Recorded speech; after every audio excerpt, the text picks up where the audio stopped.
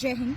हेमलता सनातनी का आप सबको नमस्कार। एक बहुत ही गंभीर विषय को लेकर मैं आज सबके सामने यहाँ पर उपस्थित हुई हूँ। What I feel it's an important topic and everybody should analysis on this particular point. आज हमें सबको विश्लेषण करना चाहिए कि ये जो बहुत बड़ी साजिश के तहत ये जो फैलाया जा रहा है सनातन संस्कृति को, ये अपमान किया जा रहा है, उसकी साजिश के तहत उसको खत्म करने का प्रयास किया जा रहा है, कुप्रयास ऐसा हो रहा है। इसके पीछे क्या कारण है, इसके पीछे कौन लोग हैं, आखिर ये क्रिप्टो इस्लामिक के तहत हमारे साथ में क्या साजिश की जा रही है। हाँ, मैं बात कर रही हूँ आज उन पाखंडी जो अपने आप में सनातन के ये गुरु बन रहे हैं, धर्मगुरु बन रहे हैं और हमारे सनातन के सच्चे सन्यासियों को, साधुओं को ये बदनाम कर रहे हैं।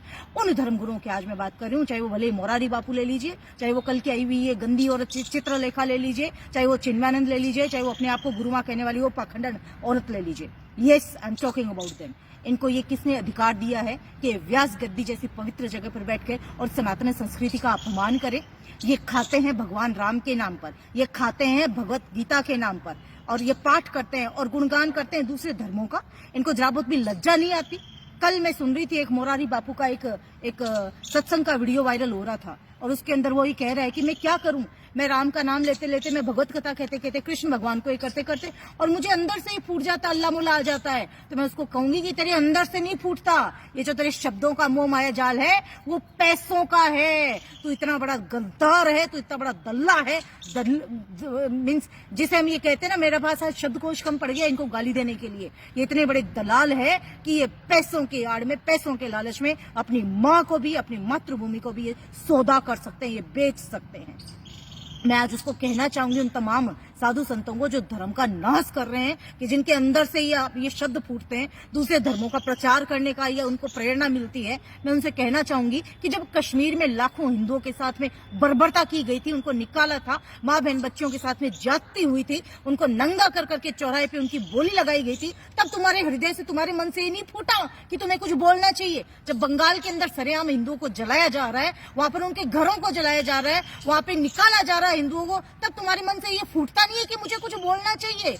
जब तुम्हारे नाक के नीचे सैकड़े हिंदू गांव, पूरा के पूरे एरिया आज हिंदू विहीन हो गए हैं, तब तुम्हारे शब्द से, तुम्हारे अंदर से ये नहीं आता कि मुझे कुछ बोलना चाहिए। जब हमारे धर्म के प्रतीक, हमारे साधु सन्यासियों का मॉब लिंचिंग की जाती है, उनको घेर के मारा जाता है निर्दोष लोगों को, तब तुम्हारे मन से ये नहीं फूटता कि मुझे कुछ बोलना चाहिए। जो आज तुम ये बोलने लग गए कि दूसरे धर्मों का प्रचार कर रहे हैं, ये जो तुम्हारे क्रिप्टो इस्लामीकरण के लिए जो तुमने पैसा लिया है, जो तुम्हारे पास में अरब से ये करोड़ों रुपए का फंड आ रहे हैं, बड़े बड़े लाखों करोड़ों के तुम पंडाल सजा के, लाखों हिंदुओं को बुला के जो तुम परोस रहे हो, जो तुम दिमागी रूप से उनका धर्मांतरण करवा रहे हो, भारत में मैं बता रही हूँ कि ये सनातन समाज तुम्हें बख्शने वाला नहीं है।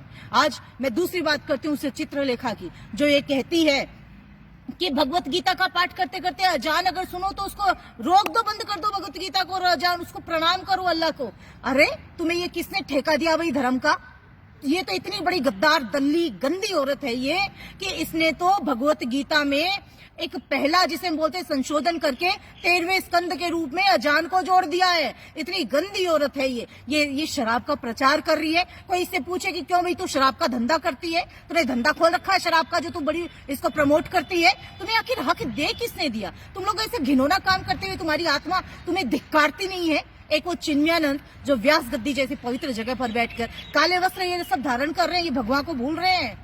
ये काले वस्त्र धारण करते हैं, वहां पे मुजरा के गीत गा रहे हैं, वो फिल्मी धुनों पे ठुमके लगवा रहे हैं, और वहां पर वो हमारी आने वाली पीढ़ियों की, हमारे युवाओं की, हमारी औरतों की वो जो मानसिकता चेंज कर रहे हैं, वो क्रिप्टो इस्लामीकरण का ये पाठ पढ़ा रहे हैं। वो शायद भूल गए कि जहां जहां सनातनी कम हुए वहां अलगाववाद की स्थिति आ गई है। कश्मीर में क्यों अलगाववाद की स्थिति आई है भाई? ये गुजरात में तो नहीं आई है, राजस्थान में तो नहीं आई है, या जहां जहां हिंदू बहुसंख्यक है वहां तो नहीं आई है। तो ये जो इतनी बड़ी साजिश है, हिंदू समाज को समझनी पड़ेगी, इन लोगों का बहिष्कार करना पड़ेगा। नहीं तो जो पुरखों ने हमारी गलतियां की है, उन गलतियों को मत दोहराओ, अदरवाइज इनका अंजाम भुगतने के लिए आप तैयार रह जाना। ऐसे धर्म के गद्दारों को, ऐसे दल्लों को जो हमारे साधु संतों को बदनाम करते हैं, वैदिक सनातन संस्कृति का हर्ष कर रहे हैं, ये नाश कर रहे हैं, उनको सबक सिखाओ, उनका बहिष्कार करो। और एक बात और इम्पोर्टेंट कह रही हूं मैं, कल मैंने एक कमेंट किया था इन्हीं लोगों के ऊपर, तो मुझे फेसबुक से ब्लॉक कर दिया गया 24 घंटे के लिए। इनकी बकायदा एक टीम सक्रिय है कि जहां जहां अगर कोई हिंदू अपने पक्ष की बात रखे उसको ब्लॉक करवा दिया जाए, क्योंकि पता है कि हिंदू तो मरा पड़ा है, सोया पड़ा है, उसके अंतरात्मा जाग नहीं रही है। अतः आज आपको कसम है, आपको अपने धर्म की कसम दिलवाती हूँ कि ऐसे लोगों का बहिष्कार करना, और ये वीडियो रुकना नहीं चाहिए। जितना ज्यादा हो सके शेयर करो। ये हो सकता है मेरी आईडी को ब्लॉक करे, लेकिन अगर ये लाखों करोड़ों की तादाद में गया तो कोई आईडी ब्लॉक नहीं होगी। अतः इस वीडियो को रोके नहीं, और मैं चाहती हूँ कि उन दलों तक ये मेरी आवाज जाए ताकि वो अपनी औकात में रहें और वैदिक सनातन सभ्यता को बदनाम करने की, बर्बाद करने की साजिश ना करें। अगर उनको पैसों की इतनी भूख है, अरब से आए हुआ पैसों की इतनी है, तो अपनी माँ बहन बेटियों को आगे करने में भी वो शर्माते नहीं है। इतने गद्दार लोग हैं, उनका बहिष्कार करना है, ये तय आपको करना है। अदरवाइज नतीजा भुगतने के लिए आप तैयार रहें।